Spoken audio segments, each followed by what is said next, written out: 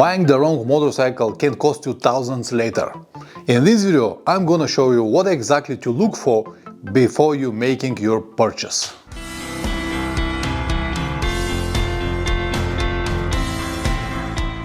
Welcome back. To make the things even more understandable, I have created a simple checklist. It will help you to see the weak and strong points of any motorcycle in advance and eventually make a better choice. I always prefer to buy the right model instead of making a lot of modifications later. It saves a lot of money and prevents many future disappointments.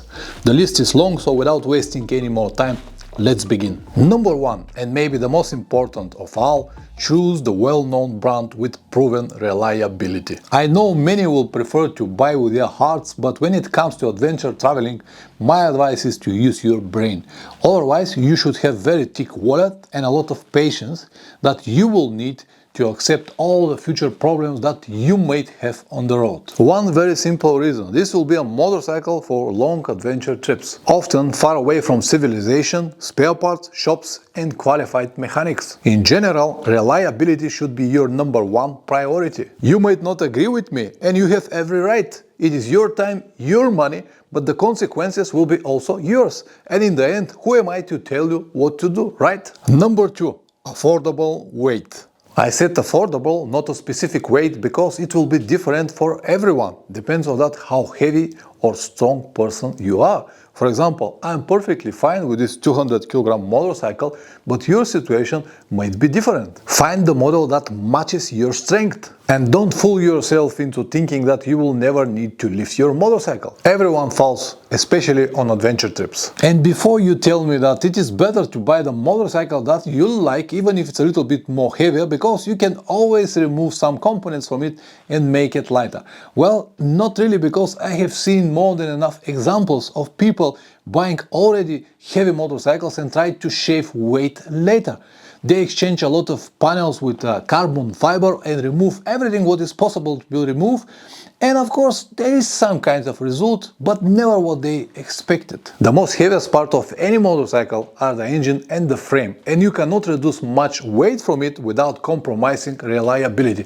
It is way better to bet on the right horse right from the beginning. Number 3. Flat feet on the ground. If you cannot put both of your feet on the ground, this motorcycle is not for you. Many will say that it's not a problem for them to ride tall bikes and they can always lower it later, but it is not that simple. If you cannot reach the ground on the asphalt, it will be much worse off-road. You will encounter many situations where the ground suddenly disappears beneath your feet and you'll be forced to drop the bike.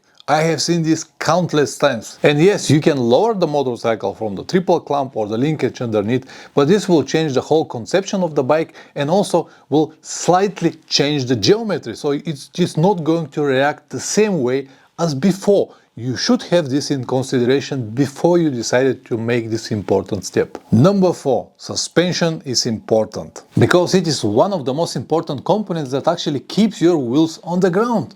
And this doesn't mean that you should buy a motorcycle just because it has a good suspension. No, it is one of the important components. The right adventure motorcycle, it's a combination of many different components working together to ensure reliability and longevity. If one of these components stops or it is not working properly, you will slow down or stop as well. Usually, good quality suspension costs a lot, but if you know what to look for, you can find a model with a suspension that is actually not that bad and has potential for a possible future not so expensive upgrades. I'm gonna tell you 3 very important suspension metrics that you have to look for before you even purchase your motorcycle. You can make it even in the dealer's house when you see it in advance. Number 1, you need upside down forks. These are easy to modify later. Stiffer springs are cheapest upgrade, but you can also go for valves, cartridges and other hardcore options. Number 2, you need fork thickness, at least 43 mm, 45, 48, even better,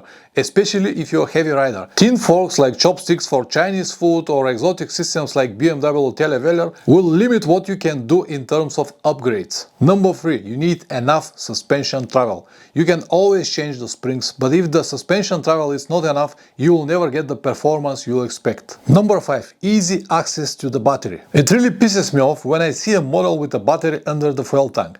This is supposed to be an adventure motorcycle, and you cannot even change the battery when you need to. It doesn't happen that often, Pavlen, and if it does, it's not a problem. Is that so? How many of you are able to remove the petrol tank on the motorcycle in the middle of nowhere with the simple tools that you might have with you? It's not only about the tools, it's about the courage that many won't have. The ideal battery location is under the seat, easy to access in seconds. Not only the battery, but also the major electric components, fuses, relays, the main cable, and etc. Number 6. Easy access to the air filter. Same story. On the Africa Twin, for example, the air filter is hidden under all of these different plastics that stay one on the top of another. And it takes a real creativity, important skills, and a huge dose of luck to open all of this plastic without breaking one of the clips. And I'm talking about professional garages, not muddy, raining, dusty, or any kind of conditions that you can meet on the road. An air filter is something that you need to clean very often on an adventure trip.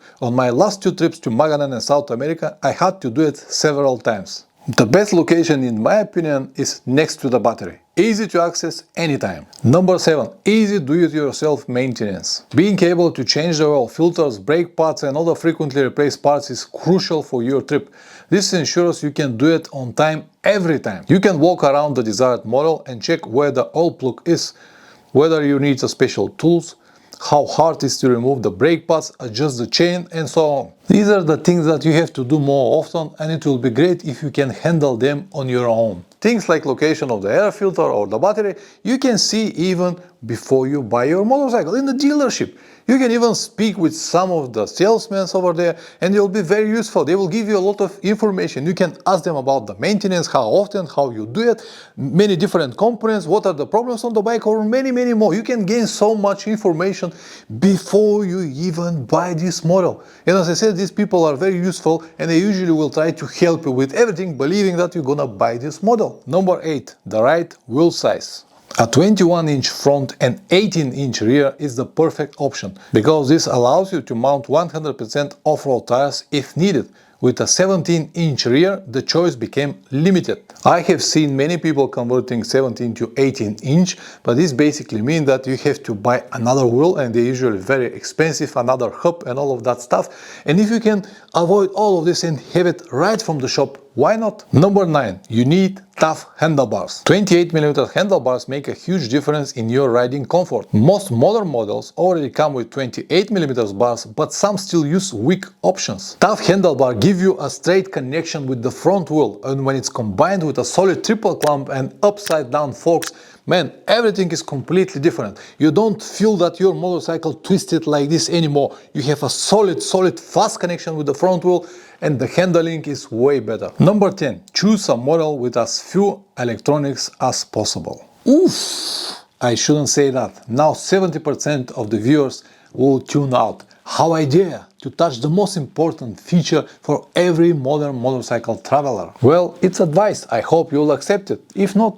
I will still sleep well, but I cannot say the same for you. The more electronic features you have on your motorcycle, the more potential problems you bringing along. I might be wrong, but I'm not going to argue with anyone. Do whatever works for you, but don't say that I didn't warn you. Ciao.